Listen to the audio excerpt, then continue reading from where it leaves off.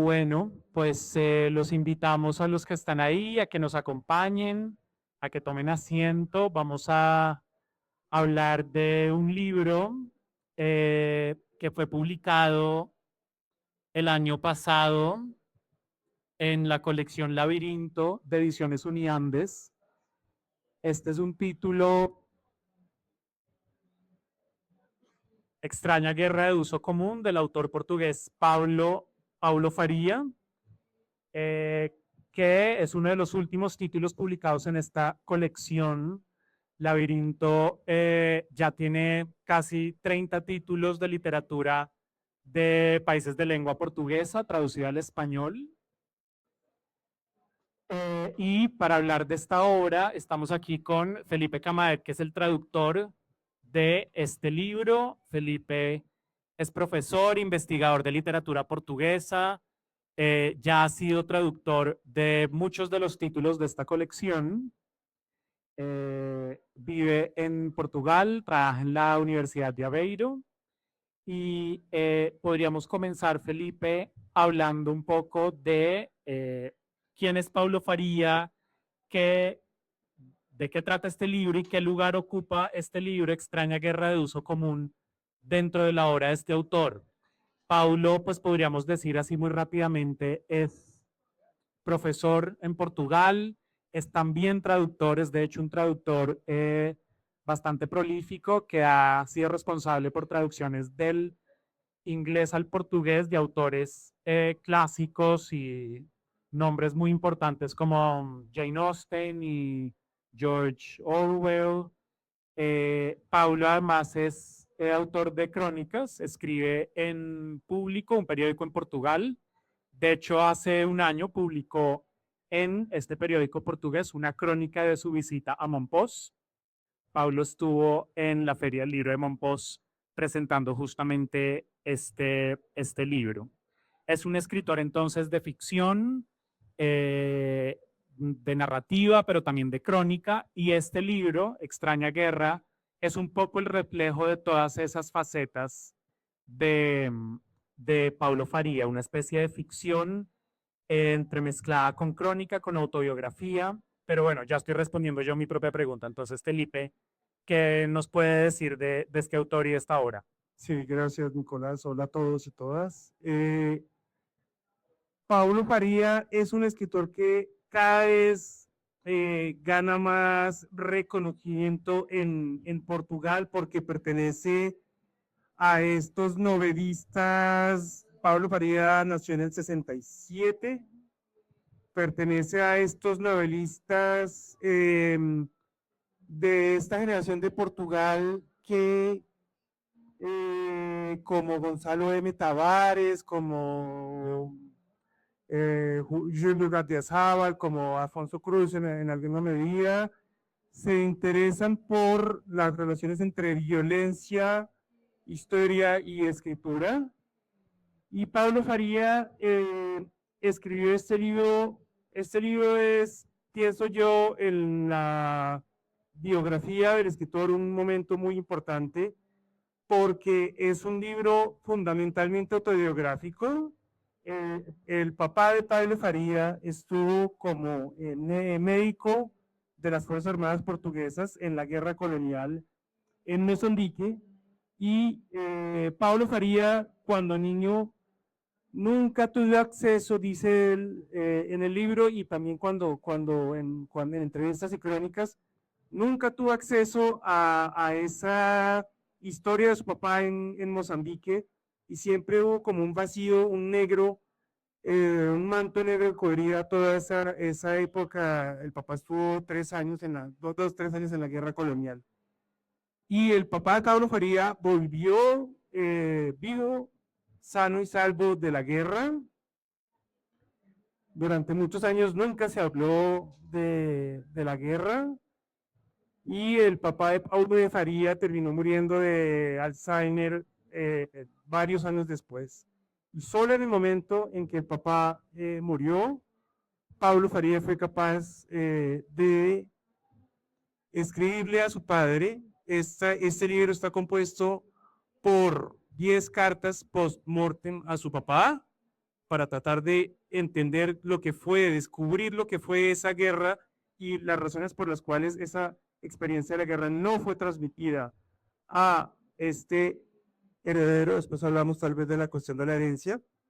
Y fue el momento o el punto de culminación de una preocupación muy grande de Pablo Faría sobre cómo fue la guerra de mi papá y qué puedo hacer yo para con la escritura apropiarme de esa guerra, de esa experiencia de la guerra que vivió mi papá en Mozambique y que a mí, que yo como escritor me siento heredero de ella. Y esa es la primera novela de Pablo Faría, publicada en 2016 en Portugal, que tuvo un recibimiento bastante, fue publicada en una editorial muy pequeña, en su momento pasó casi que desapercibida, a pesar de que varias críticas encontraron nexos con la escritura de Antonio Lobo Antunes, que es otro gran escritor portugués, pero este libro es cada vez en Portugal cada vez más leí, estudiado y comentado, sobre todo porque Pablo Faría ahora hace parte del corpus de escritores de un proyecto en el que yo participo sobre escritura hipercontemporánea en Portugal. Y entonces la obra de Pablo Faría está cada vez más, digamos, en el radar de los críticos, pero también de los lectores. Desde que publicó Extraña Guerra de su Común, ha publicado 3 novelas más.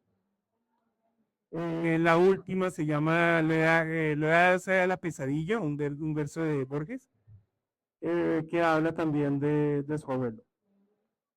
Y ahora usted hablaba de esta generación de escritores portugueses contemporáneos a Paulo Faría, y se me ocurre pensar en que pues hay una generación de escritores de lengua portuguesa, una especie de segunda generación de autores también nacidos en la década de 60, que escriben sobre el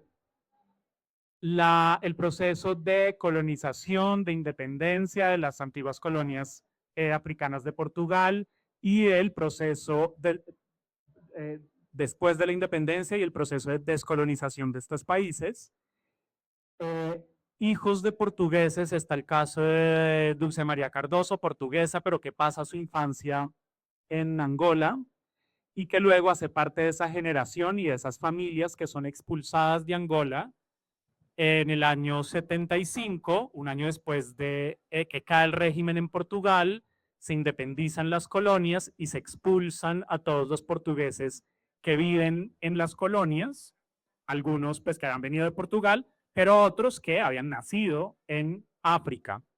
Y entonces Dulce María Cardoso escribe una novela basada en esta experiencia real de muchos que fueron expulsados con sus familias y reflexiona sobre todo un trauma histórico y nacional a partir de un drama doméstico, que es el de la familia que tiene que volver a Portugal y que es separada de su padre, que se queda atrás en África y que no viaja con ellos.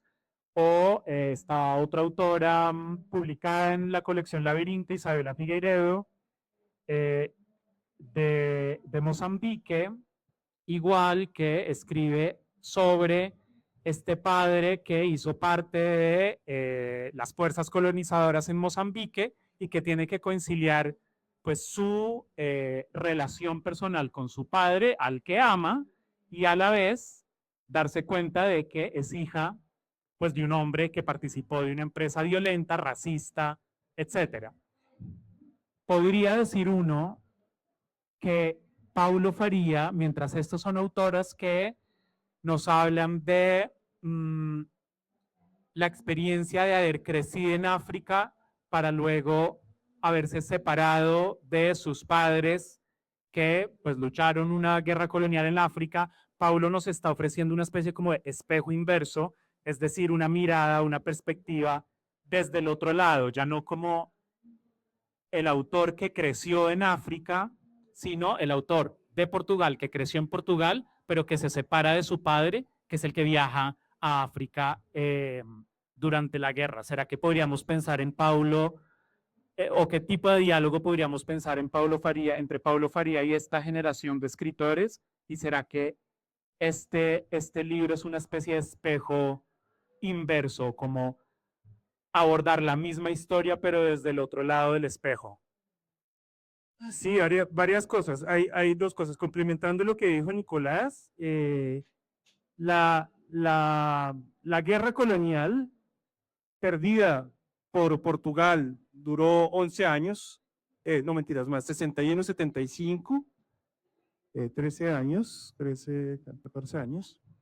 Es la guerra colonial y el hecho de que Portugal perdiera sus colonias de manera muy abrupta, tardía, obviamente, pero abrupta, es un trauma en la historia portuguesa porque a grandes rasgos Portugal durante 5 siglos tuvo una política imperialista, fueron los navegadores, expansión marítima, evidentemente colonialismo, esclavitud, etcétera, y de manera tardía pero abrupta, de un momento a otro, en 1975, se dice que se cierran 5 séculos de expansión, siglos de expansión marítima. Ese trauma colonial quedó abierto y durante la generación que vio la transición hacia la democracia fue con el tema tabú. Y ahora, como está diciendo Nicolás, las segundas generaciones se están, digamos, interesando y reapropiando ese trauma de lo que no se habló y lo que vivieron la generación de los padres a través de la literatura y otras artes, obviamente. Eso en teoría se llama la posmemoria, que viene del holocausto, de la teoría del holocausto, y tiene sus variantes, digamos, en el contexto postcolonial. La diferencia o lo interesante es que las autoras que mencionaba Nicolás, y que no creo que sea una coincidencia, son mujeres, las retornadas, las que vivieron, pasaron su infancia en las antiguas colonias y volvieron a Portugal, son mujeres, hay un hombre o 2 hombres que han escrito, pero son mayoritariamente mujeres. Esas personas tienen memorias, recuerdos biográficos de su infancia en Portugal. Y esas personas son un híbrido cultural muy grande porque nacieron en una patria africana, que era una colonia portuguesa, tenían una nacionalidad y un pasaporte portugués, pero cuando volvieron a Portugal fueron muy mal recibidos.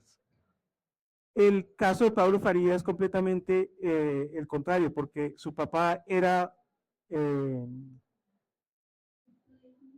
médico de las Fuerzas Armadas colonialistas y Pailo se interesa mucho por la manera como esa guerra fue hecha y todos los silencios alrededor de esa guerra. Pablo Faría, por ejemplo, Pablo Faría, eso creo que es una desviación que viene de su oficio de traducir. Pablo Faría le gusta ir siempre a los lugares, a los contextos geográficos históricos que va a traducir o sobre los que va a escribir. Pablo Faría fue 2 veces a Mozambique y es de tema de su segunda novela. Fue a Mozambique en busca del niño mozambiqueño que su papá habría adoptado, entre comillas, durante la guerra y después habría abandonado cuando lo dejó. Y que aparece en este libro, ¿no? Es un personaje. El niño aparece vestido, Artur se llama, aparece vestido, y a través de esos pequeños, digamos, fragmentos de historias del niño Artur, Pablo Faría empieza a reconstruir un rompecabezas de los días de su papá ya. Para responder a su pregunta, Nicolás, es un espejo desde la posición, desde el punto de iniciación, digamos, de quien toma la palabra y decide reapropiarse de esa herencia pesada de haber combatido en una guerra que Pablo Faría como individuo considera a todas veces injustas. Y el testimonio que Pablo Faría logra elaborar a partir de los relatos de los antiguos compañeros de su papá en la guerra de Mozambique es la otra cara de la moneda de los hijos de colonos que vivieron allá y escribieron. Y hay una tercera cara de la moneda que son los descendientes que ahora en este momento en Portugal tienen, digamos, están adquiriendo cada vez más importancia, como Jaimila Pereira de Almeida, Yara Monteiro, etcétera. Perdón. Portugal es un mosaico de experiencias, de historias de vida ligadas a los orígenes de los sujetos, individuos que padecieron o que fueron pieza clave en el sistema colonial. Y este libro es digamos, un aporte a esa reconstrucción de una memoria traumática. Un libro que habla de cómo lidiar con el duelo, cómo lidiar con una memoria problemática, como siempre cuando se investiga la memoria de nuestros antepasados se descubren tal vez cosas sorprendentes y cosas menos agradables. Y Pablo Faría, con escritor en este libro, hace una apuesta de escribirlo todo y de desnudar a su papá, que es una cuestión muy delicada. Y él habla de traición, tal vez después de un pasaje del prólogo que lo dice muy bien. Y para acabar con su pregunta, se le ocurrió otra cosa y es esta idea de la relación al padre. Pablo Faría escribe una carta póstuma al padre. Este libro puede ser leído como una carta póstuma al padre. Así también hay unos capítulos que son la transcripción de las entrevistas que Pablo Faría hizo con los ex militares compañeros de su padre. Pero hay de la reconstitución de la figura del padre, como lo hizo, digamos, una carta póstuma al padre, como la carta al padre de Kafka, etcétera. Y estaba pensando el otro día que no es por casualidad un investigador inglés que se llama Philip Rothwell escribió un libro que se llama sobre la literatura portuguesa del siglo XIX que se llama El Canon, un canon de padres vacíos, que habla de una paternidad fallida y de una paternidad vacía, en una ausencia de paternidad. Y en todas estas historias de vida, en todo caso, las que están relacionadas con el colonialismo, como usted mencionó, Dulce María Cardoso, Isabela Figueiredo, la figura del padre es una figura del padre ausente, digamos, por diversas razones, es una figura esencial. Y hay como una condición de huérfanos, no sé si habría que decir de padre y de madre, pero en todo caso de padre sí, porque a las personas que van a combatir a África, en Angola, Mozambique, Guinea, vivieron con un estrés postraumático tremendo y Pablo Faría da cuenta de esa manera, de la manera como la experiencia de la guerra completamente transformó o acabé de radicalizar a su papá en esa imposibilidad de expresar los afectos de forma simple con sus hijos. Y esto último me hace pensar en que toda esta literatura portuguesa la podríamos pensar a través de como unas escisiones de los roles familiares, una especie de esquizofrenia de las familias. Claro, están estas historias que hablan sobre la orfandad, familias, un montón de novelas en donde el padre está ausente y que ocurren dentro de este marco de la gran orfandad, que son las colonias pues que han perdido o que se han separado, que han sido estas colonias parricidas que han matado a su gran padre, ese régimen de Portugal que cae, que se descabeza, y entonces están esas múltiples orfandades y de esto pues se ha escrito mucho acerca de la literatura portuguesa contemporánea, de cómo la las historias que ocurren dentro de esta orfandad histórica. Esa orfandad es metáfora de unos dramas domésticos mucho más íntimos y familiares que ocurren dentro de familias fragmentadas y escindidas. Y estaba pensando que esa escisión también se da, y es muy interesante en Paulo, y lo seguiremos entonces viendo en este libro que él está escribiendo, en esta figura de Arthur, del niño que Paulo, a través de las fotos que él pues está observando de su padre y que se pone a estudiar y a examinar, ve una foto con este niño y empieza a preguntarse quién es este niño, si su padre habrá adoptado a este niño, que es una manera de preguntarse si el padre lo suplantó y si en África existió todo este tiempo uno que era como él, que no era él, pero que lo suplantó a ojos de su padre.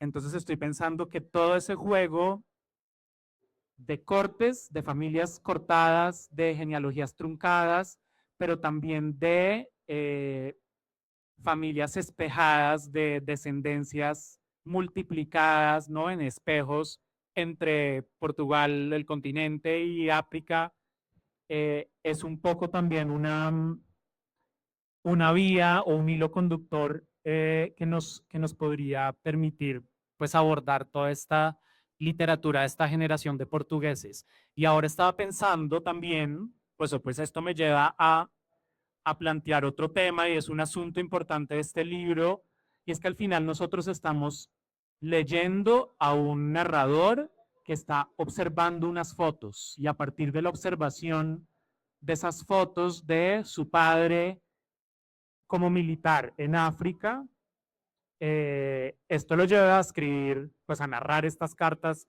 póstumas a su padre, lo lleva estas fotos sirven de punto de partida para estas conversaciones, estas entrevistas que el narrador intercala entre las cartas a su padre con los antiguos militares que conocieron a su padre en África. Y entonces en este libro hay tanto narración como imágenes, que es una cosa que es muy interesante porque no siempre nosotros como lectores tenemos acceso inmediato a la imagen. A veces se hace referencia a fotos que están en el libro y uno ve al final del capítulo que está la foto, pero a veces no corresponde del todo la foto a la que la narración hace referencia con la imagen que en efecto está incluida al final del capítulo. Que es muy interesante porque es una pregunta para uno como lector, ¿no? De cuáles son los límites del recuerdo, cuáles son los límites de la imaginación o qué tan infinita puede ser la imaginación. A veces es como si esta narración estuviera siendo una especie de, ¿eso cómo se llama? Éfrasis, cuando una narración lo que está haciendo es narrar una imagen, describir una imagen, para que uno como lector la reconstruya en la mente y la pinte y la dibuje en su mente. Y es muy interesante, es una pregunta sobre qué significa la lectura, leer que alguien está observando. Es como una cadena de observación y de lecturas. Yo leo un libro de un personaje que está viendo una foto. ¿Qué podríamos decir como sobre esa relación entre imagen y texto y sobre las preguntas que eso plantea acerca de lo limitado que es el recuerdo o que son las palabras para abordar un recuerdo? Y además usted me hizo caer en cuenta de algo al inicio y es que, claro, este padre luego va a sufrir de Alzheimer, ¿no? Y el libro lo va a cuidar hasta de su muerte. ¿Qué más nos inventamos sobre eso? Muchas cosas. Primero, para acabar con el padre, me parece importante decir que en un sistema autoritario, autocrático, tiránico como la dictadura portuguesa de caudillos y de dictadores, la figura paterna, o sea, de alguna manera esos escritores post dictadura están tratando de suplir a esa imagen del gran padre dictador que fue Antonio de Oliveira Salazar y el espacio que ocupó como padre de la patria. Eso para acabar con ese tema. Las imágenes. Primero, en todas las situaciones traumáticas, los herederos siempre se agarran de esos llamados objetos de memoria, cartas, fotografías, para reconstituir un pasado al que no tuvieron acceso, tal vez del cual no les hablaron quienes vivieron esas experiencias traumáticas, y entonces los archivos individuales se vuelven un punto central de esa interrogación que después se transforma en un gesto artístico, un libro, una obra de teatro, una obra de arte. La presencia de los archivos predados en la recreación artística de traumas heredados entre las familias es muy importante. Pablo Faría habla aquí de 52 fotografías, no me acuerdo el número, pero son 52, y es el punto de partida, y es a través de esas fotografías que él va a hilar todas estas historias propias y ajenas alrededor de la guerra que nunca hubo, pero a la cual tiene que acceder a través de la imaginación y a través de los relatos sobre su padre que los exmilitares le cuentan.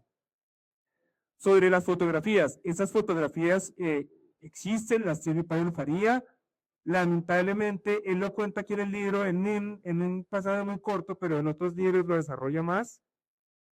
La mamá botó todas las cartas que el papá le había mandado mentiras, perdón. El papá botó todas las que en el momento de la separación con la mamá, el papá botó todas las cartas que le había mandado a su esposa durante la guerra colonial. Pablo Farías se quedó un poco amputado de ese lado, y esas 52 fotografías funcionan como un tesoro. Dice Pablo Faría que cuando eran niños jugaban y se imaginaban que era África a través de las fotografías.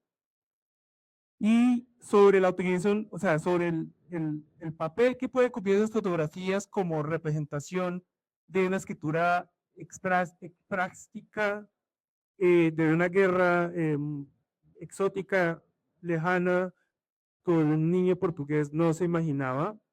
Hay una historia importante, interesante, que creo que esta traducción al español trae un elemento adicional. ¿Por qué? Porque en el libro, en la versión portuguesa del libro, esas fotografías no están. O sea, no están presentes, reproducidas en el libro. Esto fue una idea que tuvimos con Pablo, ya en las etapas finales de la traducción, y con María Ortiz, que aquí está, y que nos acogió muy bien esa idea de insertar, no era ilustrar, era insertar del archivo fotográfico de Pablo Faría algunas imágenes que no ilustró en el libro, sino que le dieran otra lectura, otro digamos, nivel de lectura a este libro. Que creo que esto lo convierte casi como en un objeto interseriético, en el plural, pero ya a nivel de la traducción, el original no tenía eso. Y Pablo Faría, yo le dije, escoge 10 fotos, creo que son 10 fotos, y no me digas nada, no queremos una leyenda explicativa o muy descriptiva, no queremos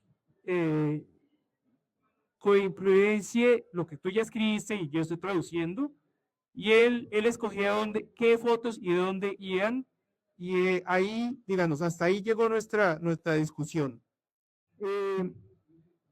Pero son fotos a las que se alude, a las que se hace alusión en varias partes del libro. Entonces yo creo que el lector en español tiene un plus que el lector portugués no tiene, y bueno, yo quedé contento que Pablo Faría hubiera aceptado de ser los primeros pues unas imágenes del archivo particular que era su papá. Y todo esto me acuerdo que comenzó por una idea de traducción que siempre comienzan así. Y es que Pablo escribía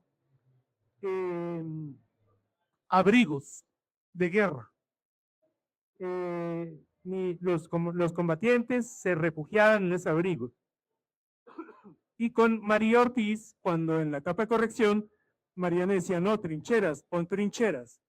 Y yo le decía, María, no son trincheras, y le pregunté a Pablo, y Pablo me dijo, no son trincheras, las trincheras son estrechas, son corredores, son para luchar, los abrigos son como unos abrigos antimisiles, pero rústicos, en donde la gente comía, vivía, dormía, no sé cuántas, es un greco con un techo todo acabado, y Pablo empezó a mandarme fotos, y yo las compartí con María, María me dijo, entiendo, creo que al final, ya no me acuerdo cómo quedó al final la traducción, no queda abrigos porque a María le sonaba mucho un abrigo de piel, quedó, que ya no me acuerdo cómo quedó, ay, se me fue, bueno, refugios, creo que quedó refugios, al final nos decantamos por refugios, yo era más de abrigo, pero terciamos ahí y decidimos que refugios no era una trinchera, pero tampoco era un, no, correspondía más a lo que era. Entonces, fíjense, Nicolás, que las imágenes, de hecho, Pablo nunca me ha mostrado esas 52 fotografías, ya las tengo ahí presentes por el libro y por la traducción y por la manera como él se refiere a ellas, pero es como un bien preciado que él, pues, que él conserva meticulosamente y que son muy importantes. Bueno, y aquí tenemos algunas, no tenemos ninguna del niño Artur, pero las fotografías son esenciales y Pablo Faría cuando se reunía con los ex camaradas de su papá en la guerra, les llevaba la fotografía y a partir de las fotografías era que lograba que estas personas se soltaran y hablaran de la guerra colonial como a nunca nadie más lo habían hablado antes. Esta novela comienza, o pues el prefacio que el autor escribe comienza con esta frase: siempre supe que éramos infelices. Y comienza a hablar sobre cómo esta infelicidad parece haber sido algo heredado. Y entonces comienza a hacer como una especie de inventario de herencias, pero todo lo que es herencia es casi que un despojo. Yo quería leer un pedacito cortito que dice lo siguiente: mi mente funciona como esas sustancias químicas en solución que para cristalizar necesitan una superficie cualquiera a la cual las moléculas se puedan adherir. Busco constantemente objetos para sumergir en la solución: un alambre, la ramita de una planta. Cuando el alambre se cubre de cristales y la sustancia se ha agotado en la solución, lo retiro del líquido ahora translúcido, lo guardo y comienzo instintivamente a buscar otro. Sin que yo me hubiera dado cuenta, los primeros cristales ya se habían comenzado a aglutinar alrededor del alambrito. El alambrito eran tus fotografías de África desplegadas en mi cama como nunca las había visto hasta entonces. El alambre era tu guerra de África que sentí que podía hacer un poco mía. Y entonces la guerra aquí aparece como algo que también puede ser heredable, que es un poco contradictorio, pues porque heredar una guerra es heredar un despojo o heredar una ausencia, entre otras justamente porque este padre nunca le habla de la guerra, y entonces es como heredar una antiherencia. Y se me ocurre preguntar si este apego o esta necesidad de recurrir al archivo material y visual puede ser producto justamente de ese oxímoron, ese contrasentido de heredar el despojo. No sé, no había pensado en eso, me parece interesante verlo de esa manera. Primero, en el pasaje que leí me parece que se ve claramente que Pablo Faría es un profesor de biología, porque esa metáfora completamente biológica de la cristalización la debe enseñar todos los años en sus clases de biología. Los escritores de la posmemoria, cuando dicen que cuando deciden apropiarse de un pasado traumático por el que pasaron sus padres, digamos, eh, ese acto de transformarse en heredero es un acto consciente y uno escoge heredar un pasado conflictuoso. No le llega indiferentemente. Todos los artistas que en una óptica de la posmemoria reimaginan o reactualizan el pasado de sus antepasados, la vida de sus antepasados en obras de arte contemporáneas mediadas por la ficción, por lo que sea, están mostrando un acto consciente de enfrentarse al pasado doloroso a través de unas estrategias ficcionales y no. Las fotografías son la manera de hacer reposar en el pasado, pienso yo, esos gestos o hechos con los que dije tal vez no comulga y de darle a esos archivos ese peso contradictorio de traer una memoria feliz de mi papá en el pasado y durante la guerra, sobre la cual quiero saber, pero también un pasado pesado sobre cómo se desarrolló eso.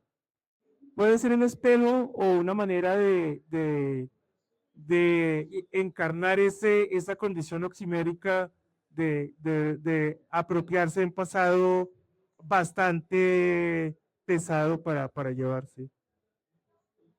Además que estoy pensando que, se había dicho antes, este libro es una carta al padre y es una carta a un padre ausente, y a la vez este libro uno puede leerlo como una respuesta a una pregunta ausente que no hace parte del libro, que es ¿quién era mi papá? O ¿quién es mi papá? ¿No? Y todo este libro es la respuesta a esa pregunta que está como tácitamente hecha en el libro pero que queda por fuera del libro. Más que eso es, ¿quién era el papá? ¿Por qué era mi papá? ¿Y por qué mi papá era infeliz? ¿Por qué mi papá cultivó la infelicidad de esa manera? El prólogo es muy corto y es completamente brutal. Solo voy a leer un extracto.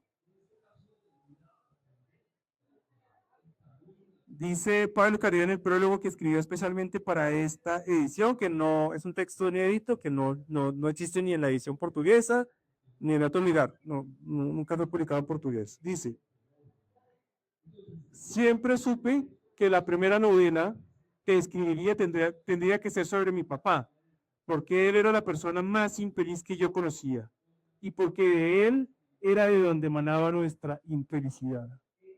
Mi papá era el inventor y el guardián de la infelicidad. Era el maquinista de la infelicidad, era el domador de la infelicidad. Siempre supe que no podía publicar nada mientras mi papá estuviera vivo, porque eso implicaría hacerlo aún más infeliz. Y más adelante dice, siempre supe que esperaría a que muriera para traicionarlo. Era la tradición de la que les hablaba hace poquito. Siempre supe que sería sobre sus hombros donde a través de la escritura yo descargaría el peso de mi infelicidad. Siempre supe, y esta, digamos, fórmula anafórica es muy importante, siempre supe que la guerra colonial sería el lugar en donde mi papá y yo nos encontraríamos para conversar, porque la infelicidad cotidiana en la que ambos habíamos estado sumergidos era exactamente eso, un ápice de guerra colonial, una guerra civil en miniatura.